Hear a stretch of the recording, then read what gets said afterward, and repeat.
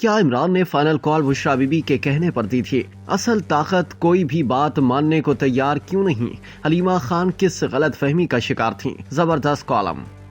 ویسے تو ابھی تک پی ٹی آئی کی کوئی کال برائے احتجاج کامیاب نہیں ہوئی، لیکن بقول بانی کے یہ بالکل آخری اور فیصلہ کن کال تھی، جس کے لیے پی ٹی آئی والوں نے مارو یا مر جاؤ نعرہ بھی بنایا تھا۔ لیکن اس آخری کال کا جو عبرتناک انجام ہوا وہ سب نے دیکھا ہے۔ کالم نگار ایس اے زاہد اپنے کالم میں تجزیہ پیش کرتے ہوئے لکھتے ہیں کہ حالانکہ حکومت نے ہائی کورٹ اسلام آباد کے حکم کے مطابق نہ صرف پی ٹی آئی سے رابطہ کیا، بلکہ ان کو بانی سے ملاقات اور مشورہ کرنے کے لیے خصوصی طور پر ہریالہ جیل کے دروازے بھی کھلوائے۔ پی ٹی آئی کے ظاہری رہنماؤں کی آنیاں جانیاں لگی رہی، لیکن جو اصل طاقت تھی وہ کسی بات کو ماننے کے لیے تیار نہ ہوئی، اس لیے ان رہنماؤں کی کاوشیں اور بھاگ دوڑ بیکار ثابت ہوئی۔ ایسا کیا تھا کہ اصل طاقت کسی بھی بات کو ماننے کے لیے تیار نہ ہوئی؟ کالم نگار نے دعویٰ کیا کہ اس بارے میں ذرائع کے مطابق جو کچھ سامنے آیا ہے وہ یہ ہے کہ جب بانی نے 24 نومبر کی فائنل کال دی تو یہ بشریٰ بی بی کے مشورے پر دی تھی، لیکن دوسری طرف پی ٹی آئی کی اکثریتی رہنماؤں نے اس کی مخالفت کی تھی۔ ان کا خیال تھا کہ گزشتہ احتجاجوں کی طرح پنجاب سے لوگ نہیں نکلیں گے، کیونکہ وہاں کی قیادت نے کارکنوں کو بری طرح مایوس کیا ہے، اس لیے صرف کے پی پر ہی انحصار کرنا پڑے گا۔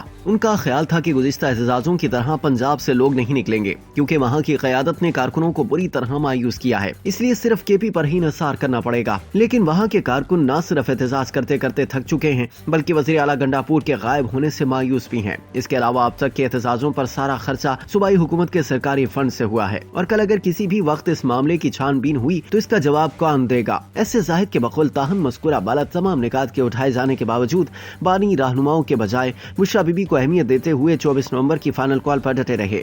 دوسری طرف بانی کی ہمشیرہ حلیمہ خان صرف اس لیے اس کال کی حمایت کر رہی تھی کہ ایک تو ان کو یہ معلوم نہیں تھا کہ یہ بانی کی ذاتی رائے اور فیصلہ نہیں ہے، بلکہ یہ ان کی اہلیہ کا دیا گیا مشورہ ہے۔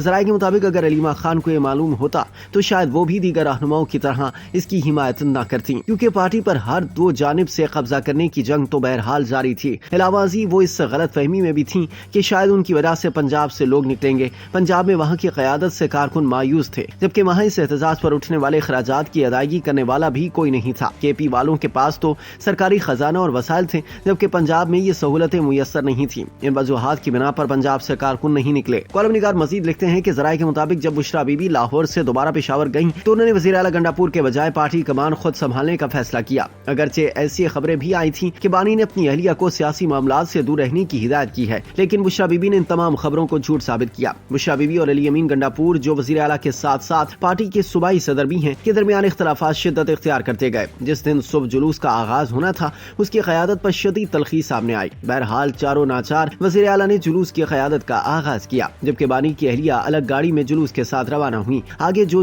ہوتا رہا وہ قارئین کے علم میں ہے۔ جب جلوس اسلام آباد کے قریب پہنچا اور بانی کے ساتھ رہنماؤں کی ملاقاتیں شروع ہوئیں تو علی امین گنڈاپور کا موقف تھا کہ کسی جگہ پڑاؤ ڈال کر مذاکرات کے نتائج کا انتظار کیا جائے، لیکن بشریٰ بی بی نے اس تجویز سے بھی اتفاق نہ کرتے ہوئے لوگوں کو اسلام آباد کی طرف روانہ ہونے کی ہدایت کی۔ ذرائع نے بتایا کہ یہ پشاور اور سوابی میں تلخ مباحثوں کے بعد تیسرا موقع آیا جب بہت زیادہ تلخی ہوئی۔ ایسے زاہد کے مطابق جب جلوس اسلام آباد کے ایکسپریس چوک پہنچا تو بانی کا پیغام آیا کہ ڈی چوک نہ جایا جائے، بلکہ سنجانی جا کر دھرنا دیا جائے، جس کی اجازت حکومت نے دے دی تھی۔ لیکن یہ آخری موقع تھا کہ بشریٰ بی بی نے پھر انکار کرتے ہوئے ڈی چوک جانے کا فیصلہ کیا اور کہا کہ کوئی بھی ساتھ نہ رہا تو وہ اکیلی ڈی چوک پر بیٹھی رہیں گی۔ ذرائع نے بتایا کہ اس دوران بشریٰ بی بی اور علی امین گنڈاپور کی تلخی تو تکرار تک پہنچ گئی۔ جب شام کے وقت آپریشن کی اطلاع ان تک پہنچی تو انہوں نے کنٹینر کی لائٹس بند کر کے فرار ہونے کا فیصلہ کیا۔ مجبوراً دونوں عمر ایوب کے ہمراہ راہ فرار اختیار کرتے ہوئے مانسہرہ پہنچے اور کارکن یہاں پیدل بھاگتے ہوئے ذلیل ہوتے رہے۔ راستے میں تو دونوں کے درمیان شدید تلخی بلکہ لڑائی ہوئی۔ دونوں ایک دوسرے کو اس عبرتناک اور شرمناک انجام کا ذمہ دار ٹھہراتے رہے۔ کالم نگار کے بقول اب اطلاعات یہ ہیں کہ پی ٹی آئی پر پابندی لگنے والی ہے، جس کے بعد اہم گرفتاریاں ہوں گی اور بانی کی رہائی کے امکانات اب زیرو رہ گئے ہیں۔ واقعی فائنل کال فائنل ہی ثابت ہوئی۔